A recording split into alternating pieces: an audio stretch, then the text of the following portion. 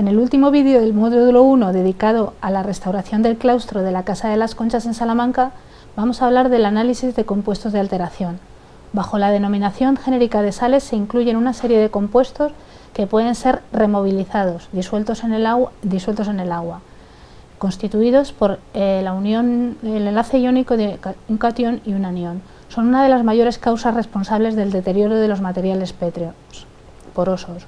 Se produce la generación y el crecimiento de cristales, tanto de hielo como sales, en los poros de la piedra, destruyendo el material por aumento de volumen.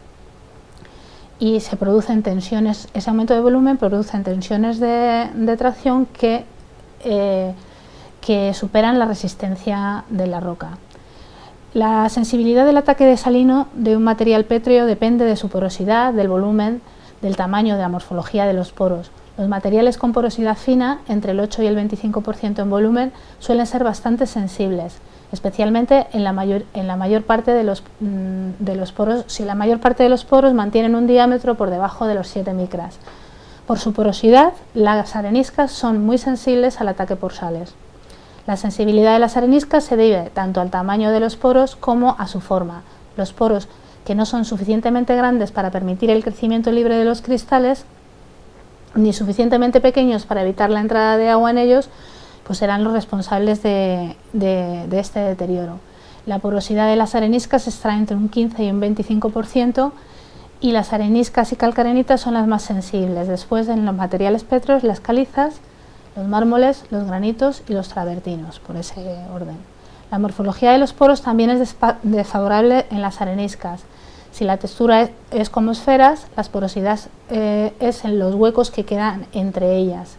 Estos poros mantienen un pequeño diámetro de acceso en comparación con el diámetro de los poros, de los propios poros. La humedad, una vez que se ocupa estos espacios, es difícilmente eliminada. La sal puede proceder de compuestos disueltos previamente en el agua, de aguas freáticas o conducciones, o bien de compuestos que el agua disuelve al atravesar el edificio. El agua de lluvia disuelve el dióxido de azufre de la contaminación, formando ácido sulfúrico que disuelve numerosos cationes. El tipo de sal que se presentará va a depender de los elementos disueltos en el agua y de las condiciones físicas del lugar en el que precipite, fundamentalmente de la humedad y de la temperatura. Así pues, los aniones nos van a informar del tipo de agua que se está evaporando y del origen de las sales. Para poder determinar el mejor método de desalación o extracción de sales, además de saber las características mineralógicas del sustrato, hay que tener en cuenta el tipo de sal, el origen, la solubilidad de dicho compuesto y la movilidad de los iones y su disolución. Los tipos de sales solubles más frecuentes son los sulfatos y los cloruros, después los carbonatos y en menor medida nitratos y nitritos. Los sulfatos más frecuentes son el yeso y el sulfato de sodio, con diferentes estados de hidratación. Menos frecuentes el sulfato de magnesio y el sulfato de potasio. El daño producido por los sulfatos es debido a la gran solubilidad en agua y a su propiedad de cristalizar en diferentes estados de hidratación, con cambios de volumen notables. Los carbonatos, el más relevante es el carbonato sódico, que forma dos hidratos diferentes. Los cloruros más comunes son el cloruro sódico, el potásico y el cloruro cálcico hexahidratado, de origen marino, en zonas costeras o industriales, o bien procedentes de sales de deshielo. Son sales muy solubles y muy higroscópicas y muy móviles, presentando una gran problemática en el material. Los nitratos proceden de la acción metabólica de los microorganismos, aguas cargadas de materia orgánica, y los oxalatos son de calcio derivados de la actividad metabólica de líquenes, pero también pueden derivar de tratamientos antiguos orgánicos que se utilizaban como protección de los materiales pétreos. Los carbonatos de calcio y de magnesio además pueden reaccionar con otras sales y ser productos resultantes de la reacción de otras sales. La dolomita sulfato magnésico puede reaccionar con sulfatos y dar lugar al sulfato de magnesio y carbonato de calcio según la reacción que viene ahí. Dolomita, carbonato de magnesio. Y por otra parte, la calcita puede reaccionar con el dióxido de azufre atmosférico en ambientes contaminados y formar yeso. La presencia es debida a los contaminantes atmosféricos procedentes en la mayor parte de los casos de la quema de combustibles fósiles. La agresividad de las sales no todos tienen la misma solubilidad, depende de la solubilidad y de la delicuescencia, que es la capacidad para atrapar la humedad del ambiente y disolverse en ella. Algunas de esas sales se utilizan de hecho como desecantes por esa propiedad. Hay sales como el cloruro sódico que son cloruro cálcico, que son extraordinariamente móviles, mientras que el yeso y el bicarbonato lo son menos. Vamos a estudiar los productos de alteración en el análisis de sales solubles en los sillares y en la crestería de la Casa de las Conchas. Y la cristalización, al evaporarse el agua que van disueltas, se produce también un estado de hidratación de los compuestos con esos cambios volumétricos importantes. Tanto el ataque por sales como ante las heladas, la cristalización tiene lugar en las zonas próximas a la superficie o sobre ella, dependiendo en el caso de las sales de la velocidad de aporte de humedades. Depende también de la velocidad del viento y las condiciones termohigrométricas ambientales. Se pueden producir eflorescencias o, si la cristalización de sales es por debajo de la superficie, se denominan criptoeflorescencias. La consecuencia es la pérdida de sección del material resistente. En el claustro de la Casa de las Conchas se encontraban más deteriorados los encuentros de los arcos interiores. En la cara norte eran los más afectados por humedades y por sales. En esas zonas, la filtración del agua de origen pluvial por problemas relacionados con deficiencias en la canalización ha provocado eflorescencias salinas de placados, disgregaciones y pérdidas de material pétreo.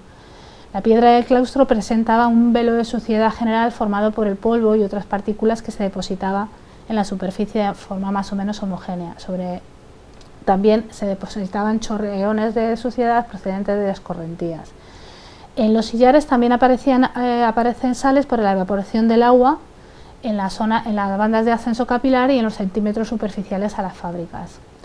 En las siguientes transparencias se exponen una serie de fotografías en las cuales se ve de dónde se extrayeron las muestras para analizar las sales de diferentes zonas de la crestería del claustro y de los sillares, en las zonas más deterioradas, como pueden ser las zonas inferiores por debajo de las gárgolas y donde había fallado más los sistemas de evacuación.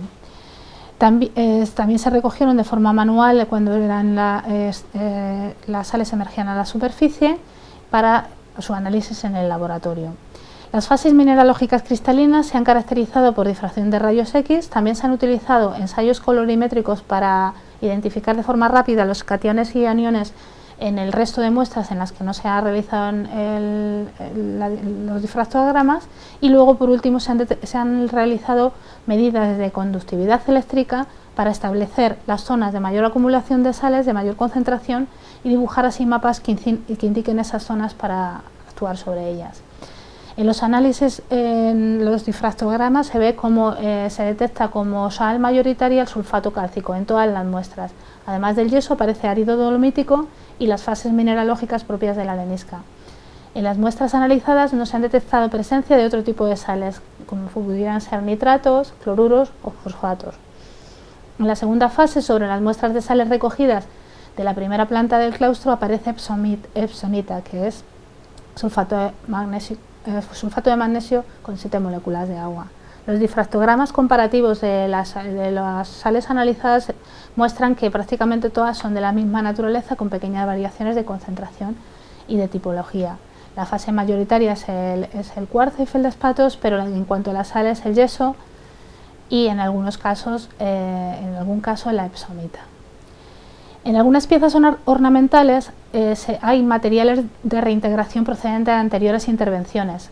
Son morteros de reparación que se fabricaron con conglomerantes a base de yeso y de una resina y de árido dolomítico.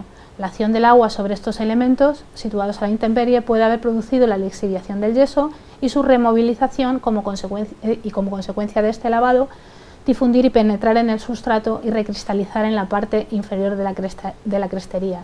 De ahí puede ser el origen de las eflorescencias detectadas. La dolomita también procedería de ese mortero. Otra posible procedencia del yeso son los morteros de junta, si son de ese material, y la formación a partir del agua de lluvia de ácido sulfúrico que se combinaría con el calcio presente en la roca. Esta última razón formaría costras negras por depósitos de yeso, pero dada la situación de la crestería a la intemperie, estos depósitos habrían sido lavados y haber desaparecido en su totalidad. Por lo tanto, las sales de yeso encontradas en su mayoría pueden tener el origen en los morteros de yeso de reparación, en las juntas o en el cemento. Se colocaron papetas de celulosa de diferentes partes del claustro para realizar las cartografías, las mapas de distribución de sales en función de la concentración. Los datos de conductividad se recogen y se representan gráficamente los intervalos de concentración salina. Se localizan así las áreas en riesgo de deterioro y se establecen los criterios para la extracción o desalación del material. Se utiliza un conductivímetro con una célula o electrodo de titanio.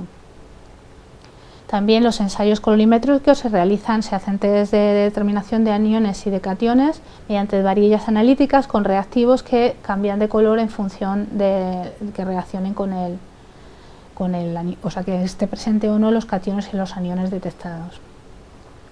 Se puede concluir que todas las sales que florecen a la superficie de las areniscas de los elementos escultóricos están compuestas por yesos como constituyente principal y epsonita. Las zonas que están expuestas a la intemperie muestran menos cantidad de yeso y de árido dolomítico, por haber sido lavadas seguramente por la lluvia. Por último, la extracción de sales se realiza por colocación de papetas de celulosa y a veces con sepirolita como absorbente, impregnadas en agua destilada. La desalación consiste en reducir al máximo posible el contenido de sales de un material. Los métodos de desalación dependen de los casos particulares y la procedencia de esas sales, por eso es interesante identificarlas antes de tomar cualquier decisión para su extracción. La desalación son dos etapas básicamente, que es la de empapación del agua que penetra en el sustrato y luego la fase de extracción de sales que migran en forma de solución acuosa desde el sustrato hasta la papeta. La eliminación se va a realizar puntualmente en las zonas visiblemente afectadas por la presencia de fluorescencia, los zócalos, las cornisas, las zonas inferiores de los paramentos y en los encuentros de las galerías del claustro de la planta primera. Su retirada se va a realizar por medios mecánicos, cepillando la superficie con cepillos de nylon y ayuda de aspiradores, y en las zonas donde los análisis han dado mayor concentración de sales se han aplicado estas papetas de celulosa impregnadas en agua desionizada. Se dejan secar hasta su secado, repitiendo el procedimiento hasta comprobar mediante el test de salinidad que dejan de aflorar sales a la superficie.